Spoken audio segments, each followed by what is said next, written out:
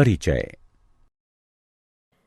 जैसा कि हम पहले से ही जानते हैं कि पौधे वर्ज्य गैसों से प्रकाश संश्लेषण द्वारा और पशु श्वसन द्वारा छुटकारा पाते हैं। हाँ, लेकिन ठोस और तरल वर्ज्य पदार्थ तो अभी भी उनके शरीर में होते हैं। तो हम कह सकते हैं कि वो जैव प्रक्रिया जिसके द्वारा जीव हानिकारक उपापचयी अपशिष्टों से छुटकारा पाते हैं, उत्सर्जन कहलाती है। ये उत्सर्जन अलग अलग जीवों में अलग अलग तरह से होता है। हाँ, एक कोशिकीय जीव इन अपशिष्टों को साधारण विसरण द्वारा शरीर के बाहर स्थित जल में निकाल देते हैं। जैसे अमीबा में ये जैव द्रव्य झिल्ली से होकर होता है, जबकि जटिल बहुकोशिकीय जीवों में उत्सर्जन के लिए कुछ विशेष अंग होते हैं। प्लैटीहेलमिन्थस में उत्सर्जी अंग प्रोटोनेफ्रिडिया या फ्लेम कोशिकाएं होती हैं, जबकि एनालिडा वर्ग के जीवों में ये अंग नेफ्रिडिया होता है।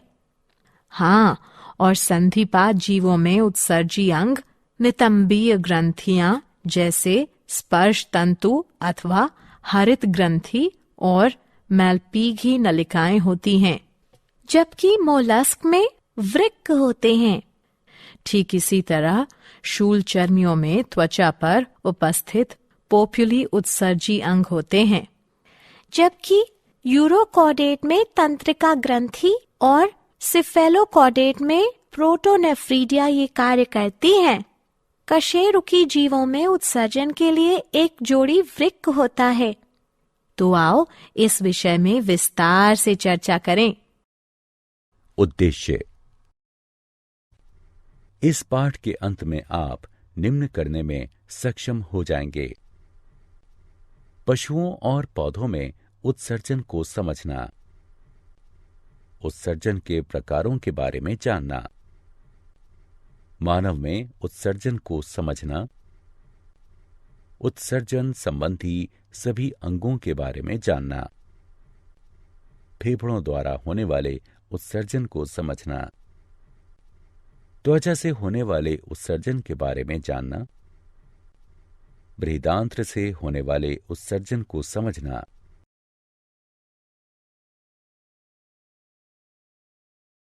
मूत्र प्रणाली की संरचना और कार्य प्रणाली को समझना, वृक्कों की संरचना और कार्य प्रणाली को समझना, मूत्रवाहिनी की संरचना और कार्य प्रणाली के बारे में जानना, मूत्राशय की संरचना और कार्य प्रणाली के बारे में जानना, वृक्काणुओं की संरचना और कार्य प्रणाली को समझना, कृत्रिम वृक्क और अपोहन का अध्ययन करना।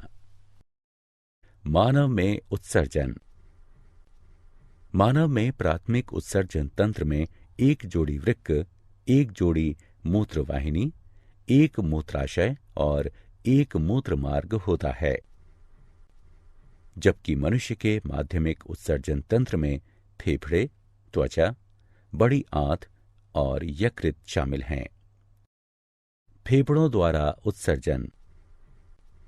फेफड़े श्वसन के समय उत्पन्न हुई कार्बन डाइऑक्साइड और जल वाष्प का उत्सर्जन करते हैं। त्वचा द्वारा उत्सर्जन। त्वचा में स्थित स्वेद ग्रंथि की सहायता से त्वचा यूरिया, लवण तथा जल को उत्सर्जित करती है। स्वेद यानी पसीना त्वचा में छोटे छोटे छिद्रों से बाहर निकलता है। बृहदांत्र द्वारा उत्सर्जन। बृहदांत्र गुदा की सहायता से ना पचने योग्य भोजन को मल के रूप में बाहर निकाल देती है। यह अपशिष्ट पदार्थों का भंडारण क्षेत्र है, जहां ये बाहर निकाले जाने की प्रतीक्षा करते हैं। मूत्र उत्सर्जन तंत्र। वे अंग जो मूत्र को बनाते हैं, उनका भंडारण करते हैं और उत्सर्जित करते हैं। सम्मिलित रूप से मूत्र उत्सर्जन तंत्र बनाते हैं। इसमें एक जोड़ी वृक्क, एक जोड़ी मूत्रवाहिनी, एक मूत्राशय और एक मूत्र मार्ग होता है। वृक्क में उत्पन्न मूत्र मूत्र वाहिनियों से गुजरकर मूत्राशय में पहुंचता है। यहाँ यह तब तक एकत्र होता है जब तक कि यह मूत्र मार्ग के जरिए बाहर ना निकल जाए। वृक्क। उदर में मेरुदंड के दोनों ओर एक एक वृक्क होता है। वे बड़े, लाल, भूरे और सेम की आकृति के होते हैं। दाईं ओर के वृक्क की स्थिति थोड़ी सी नीचे की ओर होती है। वृक्क की अवतलता को नाभिका कहते हैं, जो हमेशा भीतर की ओर होती है। प्रत्येक वृक्क लगभग 10 लाख निस्यंदन एकक या वृक्काणुओं से बना होता है। एक व्यक्ति को स्वस्थ रखने में वृक्क का ठीक ढंग से काम करना बेहद आवश्यक होता है। वृक्काणु। वृक्क के बाहरी भाग में वृक्काणु संवलित होकर वृक्कीय छाल बनाते हैं और मध्य भाग में सीधा जाते हुए वृक्कीय मज्जा का निर्माण करते हैं। वृक्काणु वृक्क की कार्यात्मक इकाई होते हैं। प्रत्येक वृक्काणु एक लंबी कुंडलित नली जैसी संरचना होता है, जो रुधिर से नाइट्रोजन युक्त अपशिष्टों को छानता है और मूत्र का निर्माण करता है। यूरिया मूत्र में उपस्थित मुख्य नाइट्रोजन युक्त अपशिष्ट होता है, इसलिए मनुष्य एक उत्सर्जक के रूप में यूरियोटेलिक है। मूत्र वाहिनियां। ये लंबी, संकरी, पतली भित्ति वाली नली जैसी संरचनाएं होती हैं, जो वृक्क की नाभिका से प्रारंभ होकर नीचे की तरफ जाती हुई मूत्राशय से मिलती हैं। मूत्र वाहिनियां मूत्र को वृक्क से मूत्राशय तक क्रमाकुंचन द्वारा ले जाती हैं। मूत्राशय। मूत्राशय एक पतली भित्ति वाली, लचीली, नाशपाती के आकार की और प्रासार्य थैली होती है, जो उदर के निचले भाग में स्थित होती है। मूत्राशय मूत्र की अस्थायी भंडारण करने की थैली होती है। मूत्राशय कोमल मांसपेशियों से बना होता है, इसलिए यह तंत्रिका तंत्र के नियंत्रण में होता है। यही वजह है कि हम मूत्र त्याग करने की इच्छा को नियंत्रित कर सकते हैं। मूत्र मार्ग। मूत्र मार्ग एक मांसपेशीय और नलीदार संरचना है, जो मूत्राशय से शरीर के बाहर तक होता है। मूत्र मार्ग ही मूत्र को शरीर से बाहर निकालता है। बोमन संपुट। बोमन संपुट 2 भित्ति वाला एक कप होता है, जो वृक्कीय छाल में उपस्थित होता है। यह समतल कोशिकाओं से बनी पतली और अर्धपारदर्शी उपकला का बना होता है।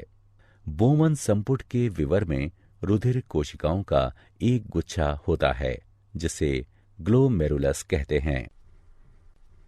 यह अभिवाही धमनी के विभाजित होने के फलस्वरूप बनता है। बोमन संपुट और ग्लोमेरुलस को सम्मिलित रूप से मैलपीघी का अथवा वृक्कीय संपुट कहते हैं। ग्लोमेरुलस वह जगह है जहां दाब के अंतर्गत छनन होता है, जिसे अति सूक्ष्म छनन कहते हैं। इस प्रकार बना हुआ निस्यंद ग्लोमेरुलर अथवा वृक्कीय निस्यंद कहलाता है। वृक्कीय नलिकाएं। वृक्कीय नलिका लंबी और कुंडलित होती है तथा 3 भागों में बटी होती है। निकटस्थ संवलित नलिका, हेनले का लूप, दूरस्थ संवलित नलिका। निकटस्थ संवलित नलिका वृक्क का संवलित भाग होती है तथा वृक्कीय छाल में स्थित होती है। यहाँ वृक्कीय निस्यंद से सोडियम, कैल्शियम, अमीनो अम्ल इत्यादि का चयनित पुनरावशोषण होता है। हेनले का लूप नलिका का यू आकृति का भाग होता है तथा वृक्कीय मज्जा में उपस्थित होता है। यह 2 शाखाओं का बना होता है। अवरोही शाखा यह पतली भित्ति की होती है तथा आरोही शाखा यह मोटी भित्ति की बनी होती है। अवरोही शाखा जल के लिए पारदर्शी होती है, किंतु खनिजों जैसे सोडियम क्लोराइड के लिए अपारदर्शी होती है।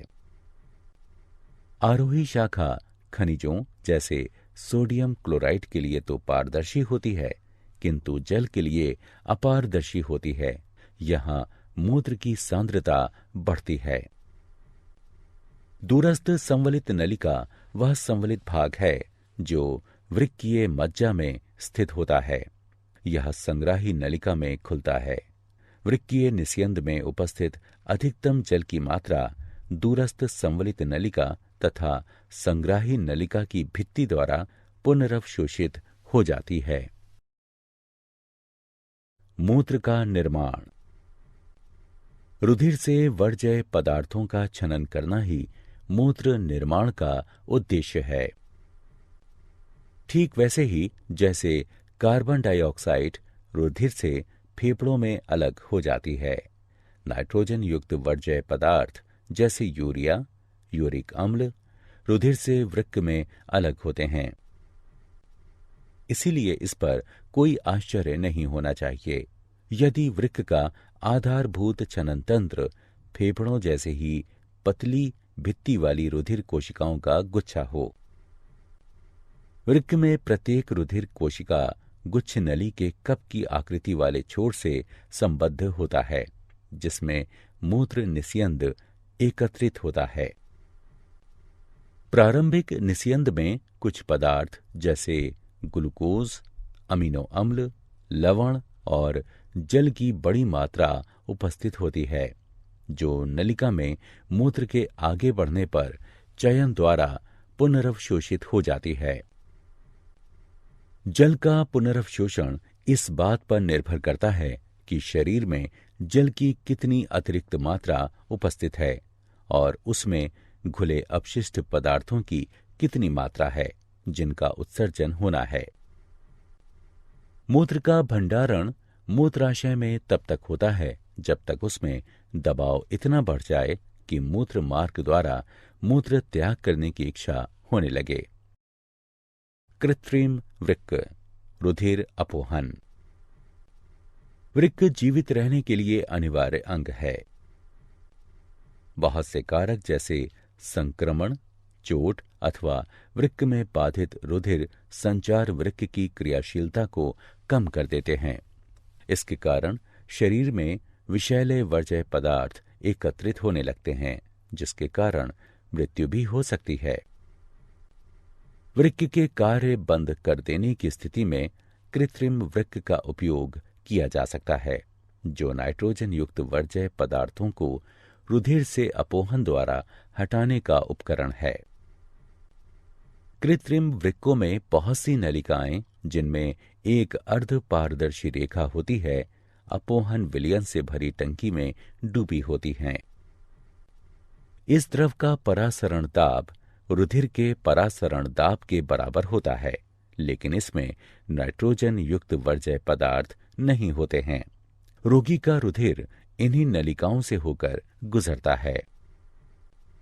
यहां से गुजरते समय रुधिर में उपस्थित वर्ज्य पदार्थ विसरण द्वारा अपोहन विलयन में चले जाते हैं। शुद्ध रुधिर को पुनः रोगी के शरीर में भेज दिया जाता है। यह वृक्क की कार्यप्रणाली के ही समान है, लेकिन यह अलग है क्योंकि इसमें पुनरवशोषण नहीं होता है। साधारणतया एक स्वस्थ वयस्क के वृक्क में प्रतिदिन 180 लीटर प्रारंभिक निस्यंद बनता है। हालांकि प्रतिदिन उत्सर्जित मात्रा 1 या 2 लीटर ही होती है, क्योंकि बाकी बचा निस्यंद वृक्क नलिकाओं में पुनरवशोषित हो जाता है। पौधों में उत्सर्जन। पौधों में उत्सर्जन पशुओं से अलग दूसरे ही तरह से होता है। प्रकाश संश्लेषण के समय बनी ऑक्सीजन ही इनमें वर्ज्य पदार्थ होती है। हम पहले ही चर्चा कर चुके हैं कि पौधे कार्बन डाइऑक्साइड और ऑक्सीजन का किस प्रकार नियमन करते हैं। वे वाष्पोत्सर्जन द्वारा जल की अतिरिक्त मात्रा को उत्सर्जित कर देते हैं। दूसरे अपशिष्ट पदार्थ उनके उत्तकों में उपस्थित मृत कोशिकाओं में रहते हैं।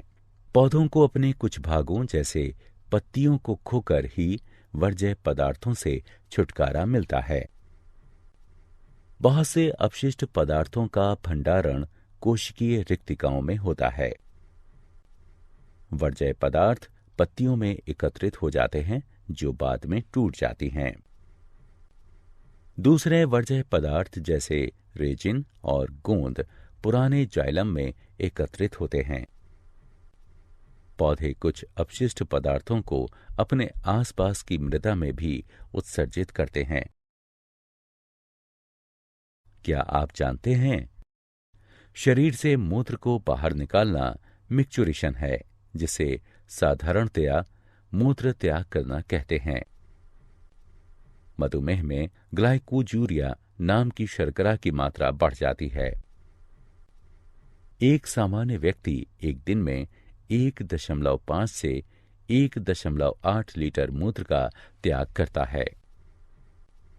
मादा में मूत्रवाहिनी से केवल मूत्र आता है, जबकि नर में मूत्र और शुक्राणु दोनों, इसलिए नर में इसे मूत्र जनन नलिका कहते हैं। सारांश। आइए हमने जो कुछ सीखा है उसे संक्षेप में दोहराएं। उत्सर्जन में नाइट्रोजन युक्त वर्ज्य पदार्थों को बाहर निकाला जाता है, जबकि ऑस्मोरेगुलेशन में शरीर द्रव्य में जल की मात्रा को नियंत्रित किया जाता है। अलग अलग पशुओं में अलग अलग उत्सर्जी अंग होते हैं, जबकि निम्न स्तरीय जीवों में शरीर की त्वचा से ही उत्सर्जन होता है। मनुष्य का उत्सर्जन तंत्र वृक्क, मूत्रवाहिनियों, मूत्राशय और मूत्र मार्ग से मिलकर बना होता है। वृक्क में उत्सर्जी इकाइयां होती हैं, जिन्हें वृक्काणु कहते हैं। प्रत्येक वृक्काणु बोमन संपुट और वृक्कीय नलिका से मिलकर बना होता है। बोमन संपुट में ग्लोमेरुलस होता है, जिसमें अति सूक्ष्म छनन होता है, जबकि वृक्कीय नलिकाओं में चयनित पुनरवशोषण होता है। रुधिर अपोहन उस व्यक्ति के रुधिर से नाइट्रोजन युक्त वर्ज्य पदार्थों को कृत्रिम वृक्क की सहायता से निकालने की क्रिया है, जिसका वृक्क खराब हो चुका हो। पौधों में ऑक्सीजन और अतिरिक्त जल रंध्रों द्वारा बाहर निकल जाता है।